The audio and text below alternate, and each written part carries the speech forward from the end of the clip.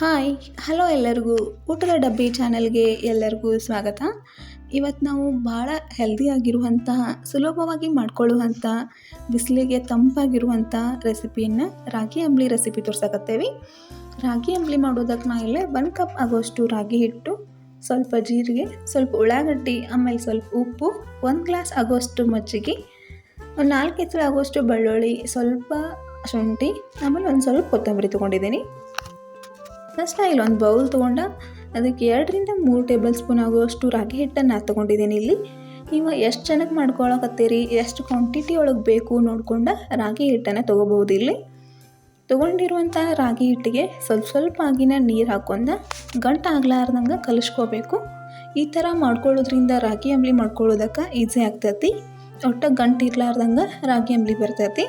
ಅದಕ್ಕೆ ಸ್ವಲ್ಪ ನೀರು ಹಾಕ್ಕೊಂಡು ಎಷ್ಟೆಷ್ಟು ನೀರು ಬೇಕಷ್ಟು ಹಾಕ್ಕೊಂಡು ಅದನ್ನ ಚೆನ್ನಾಗಿ ಕಲಿಸ್ಕೋಬೇಕು. ಹಂಗೆ ಇಲ್ಲಿ ಒಂದು ಗ್ಯಾಸ್ ಮ್ಯಾಗ ಒಂದು ಪ್ಯಾನ್ ಇಟ್ಟೇನಿ.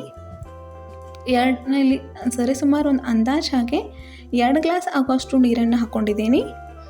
ನೀವು ಎಷ್ಟು ಜನಕ್ಕೆ ಹಿಟ್ಟು ಕಲಿಸ್ಕೊಂಡೇರಿ ನೋಡ್ಕೊಂಡು ಅದ್ರ ಪ್ರಕಾರ ನೀರನ್ನು ಸೇರಿಸ್ಕೋಬೇಕು. ನೀರಿಗೆ ಒಂದು ಪ್ಲೇಟ್ ಮುಚ್ಚಿ ಅದಕ್ಕೆ ಕುದಿಸ್ಕೋಬೇಕು. ನೀರನ್ನು ಕುದಿಯೋ ನೀರಿಗೆ ಹಿಟ್ಟು ಹಾಕ್ಕೊಂಡ್ರೆ ಅಂಬಲಿ ಜಲ್ದಿಯಾಗಿ ರೆಡಿ ಆಗ್ತೈತಿ. ಈ ಥರ ನೀರು ಕುದಿಯೋಕೆ ಸ್ಟಾರ್ಟ್ ಆದಮೇಲೆ ನಾವು ಕಲಸಿಟ್ಕೊಂಡಿರುವಂಥ ಹಿಟ್ಟನ್ನು ಇನ್ನೊಂದು ಸ್ವಲ್ಪ ಕೈ ಆಡಿಸ್ಕೊಂಡು ಇದ್ರೊಳಗೆ ಸುರ್ಕೋಬೇಕು.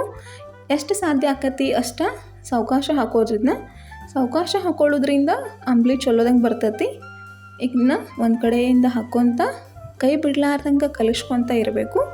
ಈ ಥರ ಕಲಿಸೋದ್ರಿಂದ ಅಂಬಲಿ ಕೆಳಕ್ಕೆ ಹತ್ತಂಗಿಲ್ಲ. ಹಾಗಾಗಿ ಇದನ್ನ ಚೆನ್ನಾಗಿ ಕಲಿಸ್ಕೊತ ಈ ಥರ ಕುದಿ ಬರೋವರೆಗೂ ಮಾಡಬೇಕು. ಈ ಥರ ಒಂದು ಸ್ವಲ್ಪ ಕುದಿಯೋಕೆ ಬಿಡ್ಬೇಕು. ಇದನ್ನ ಅಂಬಲಿ ಹೆಂಗೆ ಕುದೀತೈತಿ ಹಂಗೆ ಗಟ್ಟಿ ಹಾಕ್ಕೊಂತ ಬರ್ತೈತಿ. ನೀವು ನೋಡ್ಬೋದು ಇಲ್ಲಿ ಆಗಲೇ ಇದ್ದಿದ್ದಕ್ಕೆ ಈಗ ಇದ್ದಿದ್ದಕ್ಕೆ ಡಿಫ್ರೆನ್ಸ್ ನಿಮ್ಗೆ ಗೊತ್ತಾಗ್ತೈತಿ.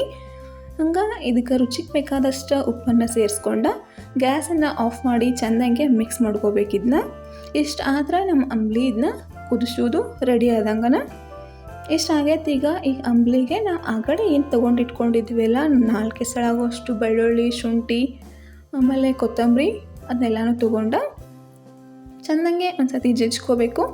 ಜಜ್ಜಿ ಹಾಕೋದ್ರಿಂದ ಚೆನ್ನಾಗಿ ಫ್ಲೇವರ್ನೂ ಬಿಡ್ತೈತಿ. ಆಮೇಲೆ ಅಂಬಲಿಗೆ ಒಂದು ಸ್ವಲ್ಪ ರುಚಿನೂ ಹೆಚ್ಚಾಗ್ತೈತಿ. ಅದರಿಂದ ಶುಂಠಿ, ಬೆಳ್ಳುಳ್ಳಿ, ಕೊತ್ತಂಬರಿನ ಸೇರಿಸ್ಕೊಂಡಿದ್ದೀನಿ. ನಿಮ್ಮ ಹತ್ರ ಡೈರೆಕ್ಟಾಗಿ ಜೀರಿಗೆ ಪುಡಿ ಇದ್ರೆ ಜೀರಿಗೆ ಪುಡಿನೂ ಹಾಕ್ಕೋಬಹುದು. ಜೀರಿಗೆ ಪುಡಿ ಇಲ್ಲ ಅಂದವರು ಈ ಥರ ಜಜ್ಜಿಕೊಂಡು ಸೇರಿಸ್ಕೋಬಹುದು. ಜೀರಿಗೆ, ಕೊತ್ತಂಬರಿ ಎಲ್ಲ ಹಾಕೋದ್ರಿಂದ ರುಚಿನೂ ಚಲೋ ಬರ್ತೈತಿ. ಹಂಗೆ ಒಂದು ಬಾಯಾಗ ಫ್ಲೇವರು ಇರ್ತೈತೆ ಅಂಬ್ಲಿದ. ಇದನ್ನೆಲ್ಲ ಒಂದು ಸತಿ ಸಣ್ಣಂಗೆ ಜಜ್ಜಿಕೊಂಡು ನಾವು ಆಗಲೇ ಮಾಡಿಟ್ಕೊಂಡಿರುವಂಥ ಅಂಬ್ಲಿಗೆ ಸೇರಿಸ್ಕೋಬೇಕು. ನೋಡ್ರಿಲೆ ಅಂಬ್ಲಿ ಹೆಂಗೆ ಆರ್ತೈತಲ್ಲ, ಹೆಂಗೆ ಅದು ಬಾಳುತ್ತಾ ಬಿಡ್ತೀವಿ ಹಂಗಂಗೆ ಅಂಬ್ಲಿ ಗಟ್ಟಿ ಹಾಕ್ಕೊಂತ ಹೋಗ್ತೈತಿ. ಅದಕ್ಕೆ ರಾತ್ರಿ ಮಾಡ್ಕೊಂಡಿಟ್ರು ಬೆಳಗ್ಗೆ ಕುಡಿದ್ರೂ ಅಂಬ್ಲಿ ಚಲೋ. ಟೈಮ್ ಐತಿ ಬೆಳಗ್ಗೆ ಮಾಡ್ಕೊಂಡು ಒಂದು ಸ್ವಲ್ಪ ಪೂರ್ತಿ ಎಷ್ಟು ತಂಪಾಕೈತಿ ಅಷ್ಟು ಚಲೋ ಆಗ್ತೈತಿ. ನಾ ಇಲ್ಲಿದ್ದ ಒಂದು 2-3 ತಾಸು ಇಟ್ಟೇನಿ. ಅಂಬ್ಲಿ ಕಂಪ್ಲೀಟ್ಲಿ ತಂಪಾಗೈತಿ, ಹಂಗೆ ಗಟ್ಟೇನೂ ಆಗೈತಿ. ಈ ರಾಗಿ ಅಂಬ್ಲಿ ಹೆಲ್ತಿಗೆ ಭಾಳ ಒಳ್ಳೆಯದ. ಇದು ಶುಗರ್ದವ್ರಿಗೆ, ಡಯಾಬಿಟಿಕ್ಸ್ ಅಂತಾರಲ್ಲ ಅಂಥ ಪೇಷಂಟ್ಸ್ಗೂ ಭಾಳ ಚಲೋ. ಹೃದಯ ಸಂಬಂಧಿ ಕಾಯಿಲೆಗಳಿಗೂ ಭಾಳ ಚಲೋ ಇರ್ತೈತಿ. ಆಮೇಲೆ ಮೂಳೆಗಳನ್ನು ಗಟ್ಟಿ ಮಾಡ್ತೈತಿ. ಹಂಗೆ ಭಾಳಷ್ಟು ಆರೋಗ್ಯದ ಗುಣಗಳನ್ನ ಹೊಂದಿರುವಂಥ ರಾಗಿ ಇದೆ.